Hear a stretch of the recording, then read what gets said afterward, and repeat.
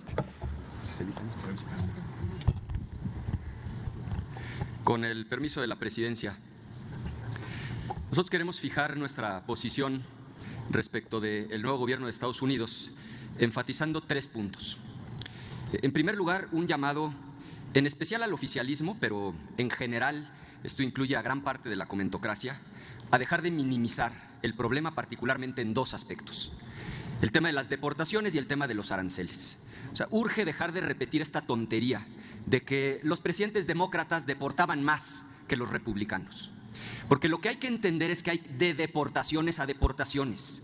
No es lo mismo deportar a una persona que acaba de cruzar la línea fronteriza, inclusive varias veces, que hacer una redada en Chicago, encontrar a la mitad de la familia en la casa, deportarlos, dividir a la familia. Eso causa una crisis humanitaria. Eso causa sufrimiento indescriptible. Entonces, el primer punto es que tenemos que tomarnos en serio esta amenaza del presidente de Estados Unidos de deportar a partir de redadas inhumanas. Y segundo, el tema de los aranceles. O sea, la otra tontería repetida es, pues si nos ponen aranceles, se los ponemos de regreso. Esto es matemática elemental. Ellos nos exportan solo el 16% de lo que le venden al resto del mundo. Nosotros les exportamos más del 80%, pero ahí no acaba el nivel de asimetría. Para ellos las exportaciones, Estados Unidos no es un país exportador, representan solo 7 puntos de su PIB. Para nosotros las exportaciones representan más de 1/3 de nuestro PIB. Entonces, cuando uno hace la matemática, resulta que si nos ponen aranceles y los ponemos de regreso, el golpe a nuestra economía es 23 veces mayor. Por eso nuestro llamado a dejar de minimizar el problema. Segundo, queremos reiterar lo que ya hemos dicho. En Acción Nacional amamos profundamente a nuestro país, entendemos y hoy reafirmamos que la patria es primero y que ante cualquier intento que implique violar nuestra soberanía o afectar los derechos humanos de nuestras paisanas y paisanos, Acción Nacional va a estar siempre. Permítame un momento, senador Ricardo Anaya. La senadora Cintia López Castro quiere hacerle una pregunta. ¿La acepta? Con mucho gusto, dígale por favor que sí acepto su pregunta. Muchas gracias. Tiene 1 minuto, senadora Cintia López Castro, para hacer la pregunta. 2 minutos para contestar, y para no interrumpirlo, compañero senador, se echará a andar su tiempo automáticamente una vez culminados los 2 minutos. Adelante, senadora López Castro. Gracias, presidente. Preguntarle al senador, con mucho respeto, ¿de dónde está sacando esta fuente que hubo mayores deportaciones con el presidente Donald Trump? Porque quisiera darle la fuente. Con el presidente Biden hubo 891,000 deportaciones, con Trump hubo 766,000, es decir, casi 200,000 menos. Con Obama, con el presidente Obama, hubo 1,845,000 deportaciones, y con Bush en el periodo de 2005 a 2009 hubo aproximadamente 2 millones. Entonces, quería preguntarle, senador, ¿de dónde tiene esta fuente? Porque en los datos históricos de deportaciones no es, y no es por minimizar, pero tampoco que den datos que no son, no es con Donald Trump cuando fue el mayor número de deportaciones. Si nos vamos a la historia, es con el presidente Bush, y con Joe Biden fue mucho más deportaciones que en el cuatrienio de Donald Trump. Gracias. Sí, adelante, senador. Yo a usted la respeto mucho, senadora. Lamento que no haya escuchado lo que dije, porque lo que dije es exactamente lo contrario de lo que usted acaba de afirmar que yo planteé. Pero me da usted la oportunidad de repetirlo. Yo sostengo que abandonen ese discurso, dejen de repetir que con los demócratas, particularmente con Obama, con el propio Biden, hubo más deportaciones. ¿Por qué pido que lo dejen de repetir? Porque aunque numéricamente es cierto, conozco perfectamente bien las cifras, lo que les pido que comprendan es que hay de deportaciones a deportaciones. Efectivamente, en algunos gobiernos demócratas, incluyendo el de Obama, incluyendo el de Biden, numéricamente hubo más deportaciones, pero en muchos casos es una misma persona deportada varias veces, minutos después de haber cruzado la línea fronteriza. Aquí el problema es que lo que Trump está planteando es de otro orden de magnitud. Lo que él está planteando son redadas en colonias de Los Ángeles, en colonias de Chicago. Eso no es un asunto solo de números, es que llegar a tocar la puerta de una casa y sacar a los que en ese momento estaban ahí implica, en algunos casos, separar a una familia para siempre.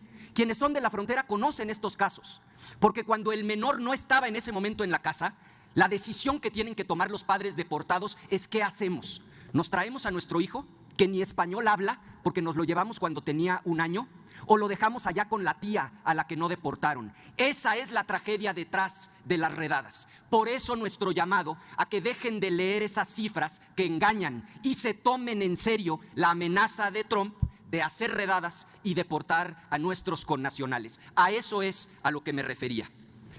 Y el tercer punto que quiero subrayar: en toda crisis, por grande que sea, hay oportunidad. Y que nadie minimice esta crisis, porque en términos de relación bilateral, esta es la crisis más importante probablemente en el último siglo.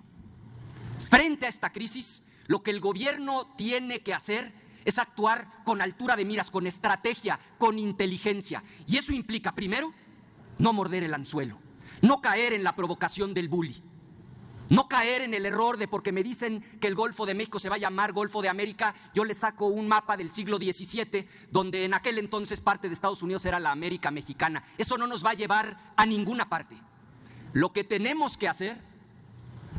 Permítame un segundo, senador Anaya. El diputado Vázquez Agüed quiere hacerle una pregunta, entiendo. Es correcto, así? para formularle una pregunta. Sí, ¿la acepta, senador Anaya? Dígale, por favor, que sí acepto. Gracias. Tiene 1 minuto para responder, para preguntar, senador Vázquez Agüed, y reitero y pido a los compañeros del tiempo que así se haga, para no interrumpir al orador, que una vez terminados sus 2 minutos para la respuesta, se eche a andar automáticamente el tiempo que le sobra. Adelante, diputado. Gracias, presidente. Comenta, senador Ricardo Anaya, que en medio de una crisis siempre deben surgir y buscarse las oportunidades. Y me gustaría preguntarle, pedirle si puede ampliar un poco esta idea y si decirnos, en esta crisis que está viviendo México en este momento histórico con la llegada de Donald Trump a la presidencia de Estados Unidos, ¿qué oportunidades son las que podríamos construir y buscar para México? Gracias.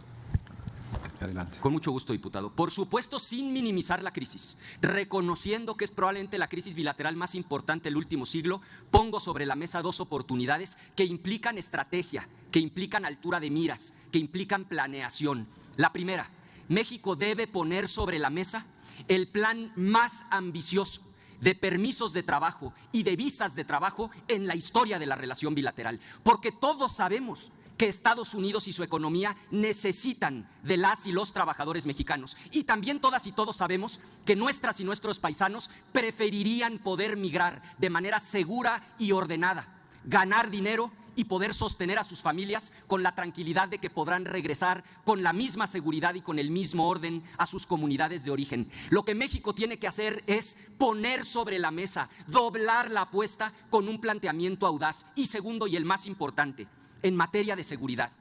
Así como tenemos firmado un tratado de libre comercio que incluya a Estados Unidos y Canadá, con urgencia pongamos ya sobre la mesa un tratado con la misma formalidad, igual de robusto, pero en materia de seguridad.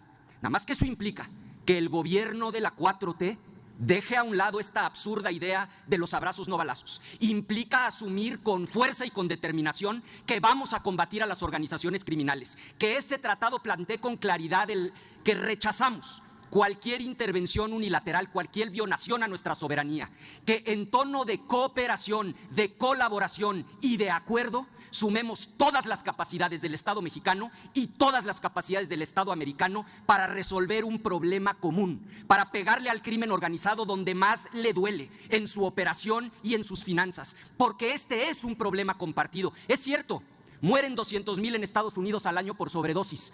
Nada más que aquí en México tenemos por el orden de 30,000 homicidios violentos todos los años, en su mayoría relacionados con el crimen organizado. Es cierto que las armas vienen de Estados Unidos a México, pero también es cierto que gran parte de la droga cruza de México a Estados Unidos. Los dólares que financian a estas organizaciones criminales provienen de Estados Unidos. Es un problema que solo podremos resolver juntos. Yo se los digo con franqueza, no entiendo por qué les molesta que nos hagan un planteamiento que implica que hagamos algo que de cualquier manera es nuestra responsabilidad, como lo es combatir al crimen organizado. Pongámosle orden, pongámosle estructura, rechacemos cualquier violación a nuestra soberanía, pero entrémosle de lleno, dejando atrás el disparate de los abrazos no balazos, sumemos esfuerzos y pongamos sobre la mesa firmar un tratado con la misma formalidad del tratado comercial que ya tenemos signado.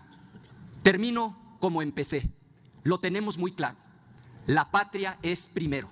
No va a ser con bravuconerías como vamos a enfrentar al bully, ahora presidente de Estados Unidos. Va a ser con inteligencia, va a ser con determinación y va a ser con altura de miras. ¿Es cuánto?